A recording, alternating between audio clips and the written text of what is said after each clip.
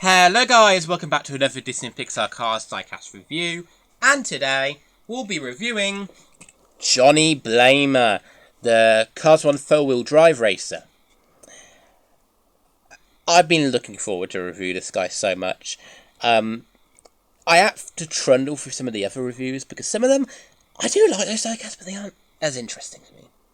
The closest one I can say to that is Ben Dordan and the Haulers, but we'll get to the Haulers lately. Single-wise, though, this has got to be my favourite that I've gotten because I love the Cars 1 races. They're so classic, they're so memorable, and the fact that I didn't really get a lot of them when around like 2009 to 2016 time has really grown my love for them. They've all been the elasive ones in my mind. Now, for a lot of people, that isn't the case anymore because they've re-released them so much. After the Made in Thailand switch. But I started collecting again like 2018, where all we really had was a re-release of Lee, Greg, and Davey, and Ryan in Europe only, but that's a bit different. So to see all these classic races getting re-released has always been nice to me, particularly as a new one. And that was the case for Johnny here. Johnny was re-released last year alongside Misty Motocross, in two cases, one with Misty and one without. The one I got in him, I think, was the one without, because it was the one with Jay Schuster as well. And what a better time to get him to than my birthday, where I go birthday shopping after, and I find this guy in store and pick him up. Not only that, but I also pick up a factory error version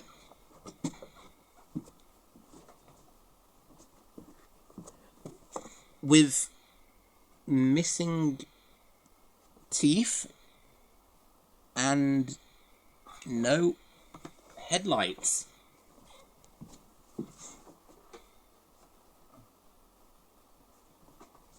So it was definitely a nice day for Faux Wheel Drive fans and myself, because I just love getting new Cars 1 stuff in general. Cars 1 has always been my favourite movie out of the three, just because of nostalgia reasons.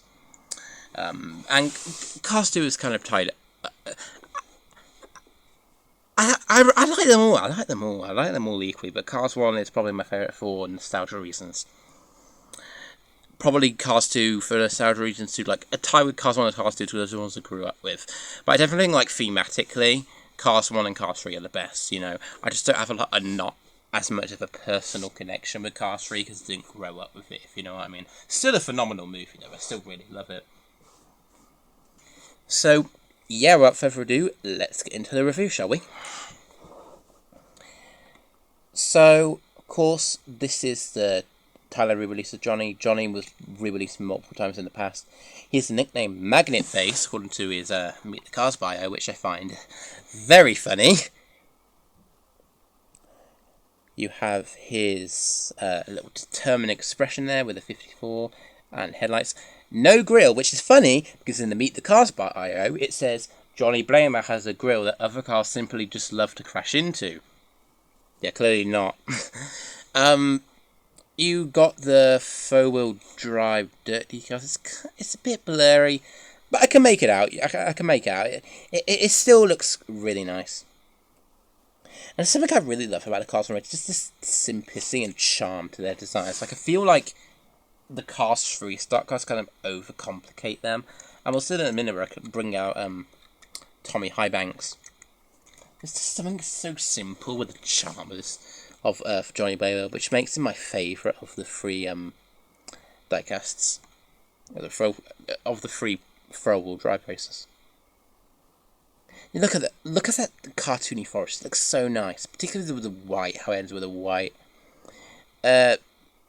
The decals are a bit blurry, I will admit that. Disney Docket said in his review that they're not very clear, especially compared to the China version, and I can agree with that. I don't have the China version, but I have China versions of the same model, like, think off the top of my head, Billy Oil Changer, Manny Flywheel, Brush Curb, Ryan Shields, Winfred, Bradford, Rutherford. I have a few to prove that point, you know. But it still looks very clear, you know. It's not the worst I've seen. It still doesn't really detract from the charm. It still looks really nice. 54 there. For urban SUVs, Faux Wheel Drive dirty cars. I really missed this for urban SUVs part. You don't have it on the No, you do. Well, you do on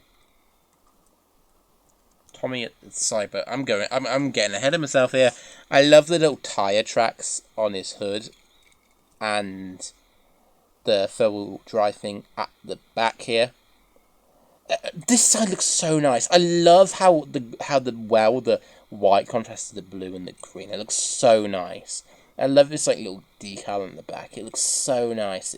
It's like it's almost trunning at dirt, if you know what I mean. What's the 54? Johnny is such a nice design, man. Faux Wheel Drive dirt decals. Yeah, I just love Johnny Blamey. It's one of my favourite cars on races. I love Tommy Highbanks too, but I definitely prefer Johnny for There's a lot more charm for him. I really do like Tommy as well, though, but getting to a point about overcomplicating the design. Which is a good thing and a bad thing, because it's good because it shows modernisation. But in terms of, like, personal favourites, I prefer the older, simpler design. There are some cases where that's not the case, though. I will say that. Cars 3 Ralph Carlo, for example, is a much improvement over the original Cars 1 design.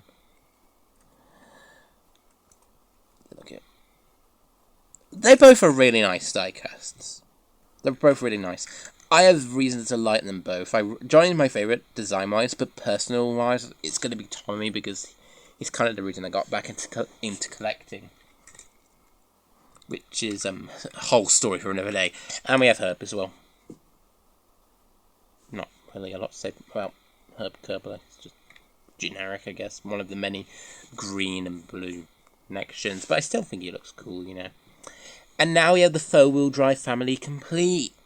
They didn't release any Faux Wheel Drive team members, which is fair enough, because there wasn't a crew chief animated in the movie. I mean, technically they could release a hauler, but I doubt they'd do that now. They could release a next-gen one, though. And, yeah.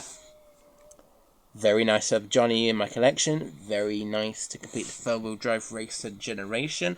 I hope I find Misty someday, because I haven't found her in stores myself. And I would hate if I missed out on that, because, she's one of my favourite Revengo racers. Oh, Cars 1 racers, even. Sorry about that little nudge there. Anyway, guys, that'll be all for this review. See you guys next time. Bye now.